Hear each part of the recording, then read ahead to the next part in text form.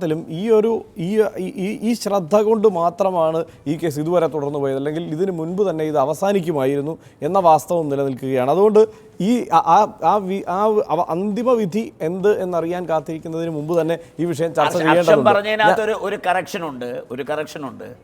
ഇത് vigilance ഡയറക്ടറായിരുന്ന Shri Vincent പോളിൻ്റെ അടുത്ത് ഇത് പ്രോസിക്യൂട്ട് ചെയ്യാൻ യാതൊരു കാര്യമില്ലാത്തൊരു കേസാണെന്ന് ഇദ്ദേഹം എഴുതി കൊടുത്തിട്ടുണ്ട്.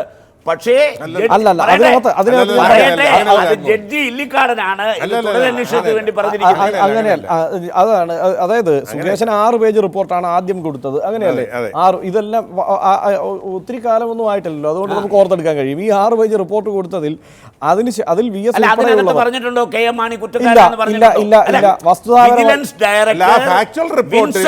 കൊടുത്തിരിക്കുന്ന റിപ്പോർട്ടിനകത്ത് ഇദ്ദേഹം പറഞ്ഞിട്ടുണ്ടോ മാണിയെ പ്രോസിക്യൂട്ട് ചെയ്യാനുള്ള? അങ്ങനെയല്ല പറഞ്ഞിരിക്കുന്നത്. പക്ഷേ അതിനുശേഷമാണ് ഇത് കേസ് ഡയറി എടുക്കുന്നത് അടക്കമുള്ള നടപടികളിലേക്ക് പോകുന്നത്. അത് കോടതി കണ്ടതിന് ശേഷമാണ് ഈ അമ്പിളിയുടെ മൊഴി, സാഹചര്യ തെളിവ്, ബാറുടമകളുടെ കോൾ റെക്കോർഡുകളുടെ പരിശോധന, ഇത്തരം സാധ്യതകളെല്ലാം ഉണ്ട് എന്ന് കോടതി പറയുന്നത്. അതിനുശേഷമാണ് അന്വേഷണത്തിലേക്ക് പോകുന്നത്. അപ്പൊ ആ സാധ്യത ഓരോ ഘട്ടത്തിലും കോടതിയോ മാധ്യമങ്ങളോ ഒക്കെ സ്വീകരിച്ച ആ നിലപാട് കൊണ്ട് മാത്രമാണ് ഇതുവരെ ഓടിയത്. അല്ലെങ്കിൽ ഇത് സകല കേസുകളും അതിന് തുമ്പുണ്ടാകുന്നു എല്ലാം മാധ്യമങ്ങളുള്ളതുകൊണ്ടാണ്. മാധ്യമങ്ങളുടെ ഇന്റർവെൻഷൻ ഉള്ളതുകൊണ്ട് പൂർണ്ണമായി അദ്ദേഹം അഡ്വക്കേറ്റ് CP ഉദയഭാനുവിന്റെ വാദങ്ങളെ ഇദ്ദേഹം തള്ളിക്കളയുകയാണ് ചെയ്തത്. ആ നിലയ്ക്കാണോ ഇതിന്റെ പുരോഗതി? താങ്കൾ ഏതായാലും ഒരു ഘട്ടത്തിൽ ഈ കേസിന്റെ തുടക്കത്തിൽ, കാരണം ഇത് വളരെ കൃത്യമായി വീക്ഷിച്ച മറ്റൊരു വ്യക്തിയാണ് താങ്കൾ, കാരണം എനിക്കറിയാം ഈ കേസിന്റെ തുടക്കഘട്ടത്തിൽ താങ്കൾ എടുത്ത നിലപാട് എന്താണെന്നും അതിനുശേഷം താങ്കൾ സ്വീകരിച്ച മാറ്റം ഉണ്ട് എന്നല്ല, 2 ഭാഗത്ത് നിന്ന് വാദിക്കേണ്ടി വന്നിട്ടുള്ള ആളാണ്. അല്ലല്ല, ഞാൻ ഒരു ഭാഗത്ത് നിന്ന് ഞാൻ എൻ്റെ അന്നത്തെ വാദവും ഇന്നത്തെ വാദവും ഒന്ന് തന്നെയാണ്. ഞാനെന്ന് പറഞ്ഞത് പ്രിവെൻഷൻ ഓഫ് കറപ്ഷൻ ആക്ട് അനുസരിച്ച് ഒരു വ്യക്തിയുടെ പേരിൽ ചാർജ് കൊടുക്കണമെങ്കിൽ ഡിമാൻഡിനും അക്സെപ്റ്റൻസിനും തെളിവ് വേണം, ഡയറക്റ്റ് എവിഡൻസ് വേണം. അത് ഈ കേസിൽ കൊടുത്ത ഫൈനൽ റിപ്പോർട്ടിൽ ഇല്ല എന്നാണ്. പക്ഷേ ഇപ്പോൾ ശ്രീ സുകേശൻ കൊടുത്തിരിക്കുന്ന റിപ്പോർട്ട് അനുസരിച്ചാണെങ്കിൽ ഇതെല്ലാം ഉണ്ടായിരുന്നിട്ടും ഇത് കൊടുക്കാൻ തന്നെ സമ്മതിച്ചിരുന്നില്ല എന്നുള്ളതാണ്. ഇവിടെ ഉദയഭാനു സാർ പറഞ്ഞ എവിഡൻസ് ഉണ്ട് എന്ന് പറയുകയല്ല ചെയ്യുന്നത്. അല്ലല്ല, ഇതിനകത്തൊക്കെ തെളിവ്, ഇത് കൊടുക്കാൻ തെളിവുണ്ടോ എന്നുള്ളത് തന്നെയാണ്. ഡയറക്റ്റ് എവിഡൻസ് എന്നുള്ള മട്ടിൽ തന്നെയാണ് ശ്രീ സുകേഷൻ ഇപ്പോൾ കൊടുത്തിരിക്കുന്നത്. അല്ലെങ്കിൽ പ്രിവെൻഷൻ ഓഫ് കറപ്ഷൻ ആക്ട് അനുസരിച്ച് ഒരു കുറ്റപത്രം കൊടുക്കാൻ കഴിയില്ല. പക്ഷേ ഇവിടെ ഇപ്പോൾ ഉദയഭാനു സാർ പറഞ്ഞ CD സംബന്ധിച്ചിടത്തോളം അദ്ദേഹത്തിൻ്റെ നിയമപരമായ അദ്ദേഹത്തിൻ്റെ വാദമാണ് ശരി. CD അങ്ങനെ ഒളിച്ചു വെക്കപ്പെടേണ്ട ഒരു ഡോക്യുമെന്റ് ആണെന്ന് ഒരിടത്തും പറയുന്നില്ല. പക്ഷേ ഇപ്പോൾ ഇത്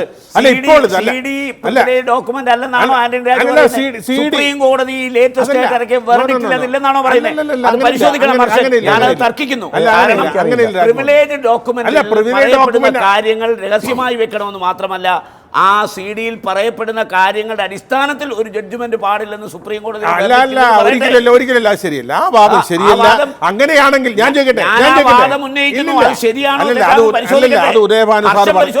ഉദയഭാനു സാർ പറഞ്ഞാണ് ആ കാര്യം ശരി. കാരണം ഞാൻ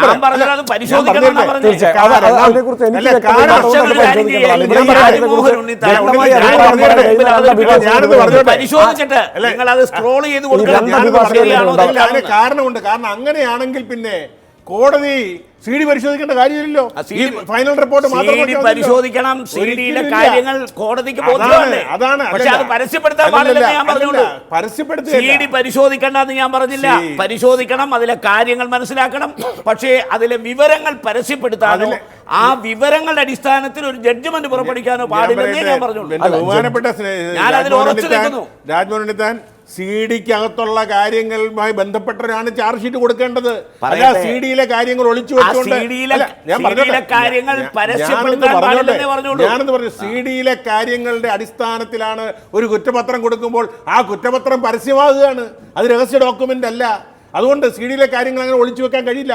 ഒളിച്ചു വെച്ചാൽ അത് പ്രതിഭാഗം വക്കീൽ കണ്ടെത്തിയാൽ അതിലെ കാര്യങ്ങൾ സർട്ടിഫൈഡ് കോപ്പിയായിട്ട് തരണമെന്ന് ആവശ്യപ്പെട്ടാൽ കൊടുക്കാൻ നിയമമുണ്ട്. അതുകൊണ്ട് അങ്ങനെ ഒളിച്ചു വെക്കാൻ കഴിയില്ല. എന്ന് മാത്രമല്ല, ഇവിടെ ഉദയഭാനു സാർ പറഞ്ഞ കാര്യങ്ങൾ മുഴുവൻ നമുക്ക് തള്ളിക്കളയാൻ കഴിയില്ല. ഇന്നിപ്പോൾ ഈ കേസ് അന്വേഷിച്ച ശ്രീ സുകേശൻ തന്നെ കോടതിയിൽ റിപ്പോർട്ട് കൊടുത്തിരിക്കുന്നു. തന്റെ കൈകൾ ബന്ധിക്കപ്പെട്ടു അങ്ങനെ പറയുമ്പോൾ ഒരിടത്തും അദ്ദേഹത്തിന്റെ റിപ്പോർട്ട് ബന്ധിക്കപ്പെട്ടു എന്ന് പറഞ്ഞിട്ടില്ല.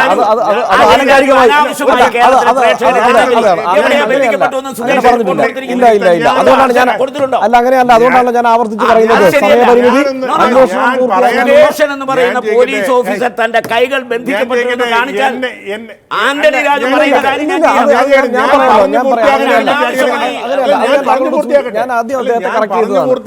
അനുവദിക്കുന്നില്ലല്ലോ. ഞാൻ പറഞ്ഞത് കൈകൾ ബന്ധിക്കപ്പെട്ടിരിക്കുന്നു എന്ന വിധത്തിലാണ് അത്. ഞാൻ ബന്ധിക്കപ്പെട്ടിരിക്കുന്നു എന്ന് പറഞ്ഞപ്പോഴേ അങ്ങ് ഇടപെട്ടു. ബന്ധിക്കപ്പെട്ടിരിക്കുന്നു എന്ന് പൊതുജനത്തിന് തോന്നുന്ന വിധത്തിലാണ് അദ്ദേഹം റിപ്പോർട്ട് കൊടുത്തിരിക്കുന്നത്. അതുകൊണ്ട് തന്നെ പൊതുസമൂഹത്തിന്റെ ഒരു തോന്നൽ ഇപ്പോൾ ഉണ്ടെന്ന്, ഇതിന്റെ പിന്നിൽ രാഷ്ട്രീയ ഇടപെടൽ ഉണ്ടായി എന്നുള്ള തോന്നൽ പൊതുസമൂഹത്തിന് ഉണ്ടായി എന്ന് പറഞ്ഞാൽ അത് കുറ്റപ്പെടുത്താൻ ആന്റണി രാജു നമ്മൾ രണ്ടുപേരും ചർച്ചയിൽ ആദ്യം തൊട്ട് പങ്കെടുക്കുന്ന ആളാണ്. ഈ പറയട്ടെ, താങ്കൾ കെ എം മാണിക്ക് അനുകൂലമായി വാദിക്കുമ്പോഴും ഇന്ന് പ്രതികൂലമായി വാദിക്കുമ്പോഴും ഈ പാർക്കോഴ ആരോപണം ഉയർന്നു വന്നപ്പോ തന്നെ ഇത് സത്യമാണെന്നുള്ളൊരു ധാരണ പൊതുജനങ്ങൾക്കുണ്ട് ഇല്ലെന്ന് പറയാം ഹർഷൻ. കേരളത്തിലെ പൊതുജന സമൂഹത്തിന് എന്തൊക്കെ ആന്റണി രാജു വാദിച്ചാലും രാജ്മോഹൻ ഉണ്ണിത്താൻ വാദിച്ചാലും ഇതിനകത്ത് ചില യാഥാർത്ഥ്യങ്ങൾ തീയില്ലാതെ പുക വരുമെന്ന് ചിന്തിക്കുന്ന ആളുകളെ പൊതുജനങ്ങളെ സംബന്ധിച്ചിടത്തോളം ഒരു ആരോപണം ഉയർന്നു വന്നപ്പോൾ ആ ആരോപണത്തിൽ അടിസ്ഥാനമുണ്ടെന്ന് അവർ വിശ്വസിക്കുന്നു. അതിന് നിയമപരമായി തെളിയിക്കേണ്ട ബാധ്യത ബലപ്പെടുത്തുന്നതാണ് ശ്രീ സുകേഷിന്റെ റിപ്പോർട്ട് എന്നാണ് അഡ്വക്കേറ്റ് സി പി ഉദയഭാനു. വളരെ പെട്ടെന്ന് ഇതിനുള്ള മറുപടിയിലേക്ക്. ഇവിടെ സാങ്കേതികമായ ചില വിഷയങ്ങൾ, നിയമപരമായ വിഷയങ്ങളാണ് തർക്കത്തിന് വിധേയമായത്. അതിൽ എനിക്ക് ജ്ഞാനമില്ലാത്തത് കൊണ്ട് അതിൽ കൂടിയുള്ള വിശദീകരണം.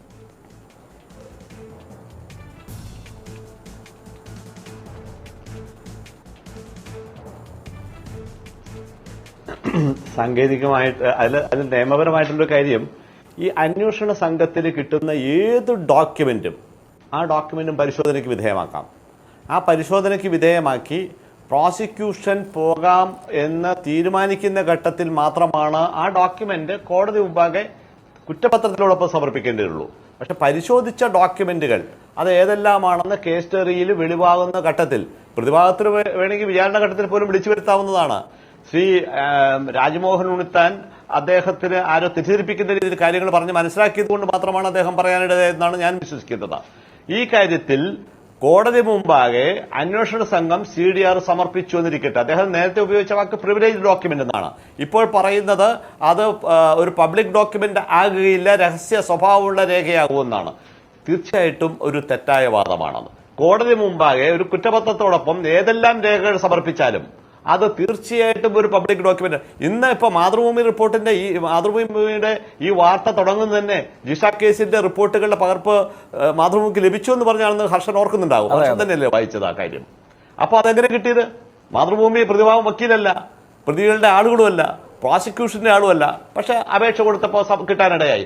അതുകൊണ്ടാണ് ഏതൊരാൾക്കും, ഒരു പൊതു സമൂഹത്തിലുള്ള ആൾക്കും വിവരാവകാശ പ്രകാരമോ മറ്റ് ഏതെങ്കിലും അവസ്ഥയിലോ സർട്ടിഫൈഡ് കോപ്പി എന്ന നിലയിലോ കിട്ടാൻ അർഹതയുള്ള ഒരു പൊതുരേഖയായി പബ്ലിക് ഡോക്യുമെന്റ് എന്ന നിലയിൽ ഈ കുറ്റപത്രം മാറുകയാണ്. CDR മാറും. അപ്പൊ അത് ആർക്കും ആക്സസ് ഉണ്ട്. അത് പത്രലേഖകരെന്നില്ല, അഭിഭാഷകരെന്നില്ല, രാഷ്ട്രീയ പ്രവർത്തകരെന്നില്ല. അതുകൊണ്ട് അദ്ദേഹം ഉയർത്തിയ വാദം ഒരു പക്ഷേ മറ്റാരോ അദ്ദേഹത്തെ പറഞ്ഞ് തെറ്റിദ്ധരിപ്പിച്ചതിന്റെ ഭാഗമാണ്. അദ്ദേഹം അത് മനസ്സിലാക്കിയ ശേഷം തിരുത്തുമെന്ന് ഞാൻ വിശ്വസിക്കുന്നു. പിന്നെ ഈ പറയുന്ന രാഷ്ട്രീയമായിട്ടുള്ള വിഷയങ്ങൾ, അതിനെക്കുറിച്ച് രാഷ്ട്രീയ രംഗത്തുള്ള രണ്ടുപേർ അവിടെ ചർച്ചയിലുണ്ടല്ലോ, അവർ മറുപടി പറയും. തീർച്ചയായും ഒരു ഇടവേളയ്ക്ക് ശേഷം വളരെ പെട്ടെന്ന് ഈ ചർച്ചയിലേക്ക് തിരിച്ചു വരാം.